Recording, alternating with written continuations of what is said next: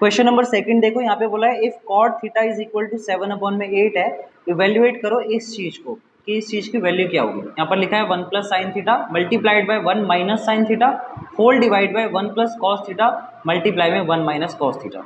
तो इस तरह के क्वेश्चन करने में भी बिल्कुल फर्स्ट क्वेश्चन की तरह आपको पाइथागोरस थ्योरम भी लगाना पड़ेगा और आपको यहाँ पे डायग्राम भी बनाना पड़ेगा। देखो गिवन क्या है हमारे पास, cot theta is equal to है 7/8। अब कॉस थीटा आपको याद है, कॉट थीटा का रेशियो क्या होता है, कॉट थीटा का रेशियो होगा tan का बिल्कुल उल्टा, यानी कि b/p इसका रेशियो होगा बेस अपॉन में परपेंडिकुलर। तो अगर मैं डायग्राम अपना बनाऊं तो ये रहा मेरा राइट एंगल ट्राइंगल छोटा सा, यहाँ पे a हो सकता है, यहाँ b है, यहाँ पे c है, यहाँ 90 डिग्री है, यहाँ पे मेरा थीटा एंगल है। तो मेरे लिए बेस मेरी ये वाली साइड होगी, तो साइड मुझे बेस कितनी दे रखी है 7। यहाँ से मैं क्लियरली अब कंपेयर कर दूंगा ना, बेस इज इक्वल टू 7 है। परपेंडिकुलर कितना है देख लो, परपेंडिकुलर भी कंपेयर कर लो, परपेंडिकुलर आपको 8 मिल गया है, तो परपेंडिकुलर मेरा ये होता है तो ये 8 है। अब मुझे निकालनी होगी हाइपोटेनस वाली साइड यानी कि AC साइड, तो फिर से लिख दो by using Pythagoras theorem in triangle ABC। तो हमारे पास AC का स्क्वायर इज इक्वल टू हो जाएगा AB का स्क्वायर प्लस में BC का स्क्वायर, है ना। अब देखो AC तो हमें निकालना ही है, तो AC का स्क्वायर सेम रहेगा। AB हमारे पास कितना है 8, तो ये हो जाएगा 8 का स्क्वायर, और BC हमारे पास कितना है 7, तो ये हो जाएगा 7 का स्क्वायर। तो AC square is equal to 8 का स्क्वायर देखो 64 होता है, 7 का स्क्वायर कितना हो जाएगा 49। इसको प्लस कर लेते हैं, देखो कितना आ जाएगा प्लस करके, 9 4 13 हो जाएगा, 10 और 1 11, तो 113 आ रहा है। तो AC की वैल्यू यहाँ से कितनी, इससे स्क्वायर हटा दो, इस पर रूट लग जाएगा, और 113 किसी का भी कोई परफेक्ट स्क्वायर तो होता नहीं है, तो AC की वैल्यू ना इतनी रहेगी। तो मतलब AC कितना आ रहा है हमारा, हाइपोटेनस आ रहा है 113। अब बात करते हैं क्वेश्चन में हमें जिसकी वैल्यू निकालनी है वो कैसे निकलेगा। सबसे पहले यहाँ पर हमें साइन थीटा की रिक्वायरमेंट होगी, मतलब साइन थीटा की कोई वैल्यू आएगी वो, और ऐसे ही कॉस थीटा भी हमें चाहिए होगा।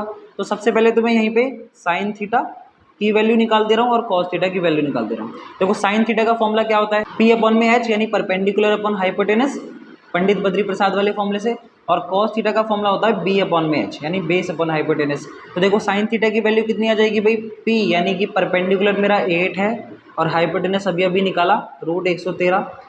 यहाँ पे आ जाओ, बेस कितना है 7 और h कितना है हमारे पास, यानी हाइपोटेनस है 113 का रूट। तो ये साइन थीटा और cos थीटा निकल गया।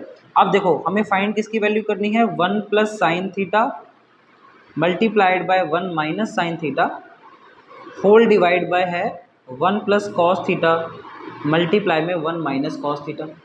देखो कैसे निकलेगी इसकी वैल्यू। सबसे पहला एक तरीका तो ये है कि भाई इस पूरी इक्वेशन में साइन थीटा की जो अभी वैल्यू निकाली वो रखो, और ऐसे ही कॉस थीटा की जो वैल्यू निकाली वो रख दो जहाँ पे भी रखनी है। दूसरा ये तरीका हो सकता है कि इसको हम थोड़ा सा सिंप्लीफाई कर ले पहले से, वैल्यू रखने से पहले।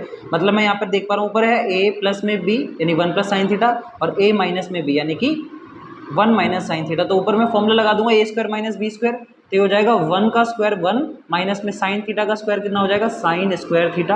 ओके, डिवाइड में यहाँ पर सेम चीज, ये हो जाएगा 1 माइनस में कॉस स्क्वायर थीटा। फॉर्मूला लगा दें यहाँ पर, तो इसे थोड़ा सा आसान हो जाएगा।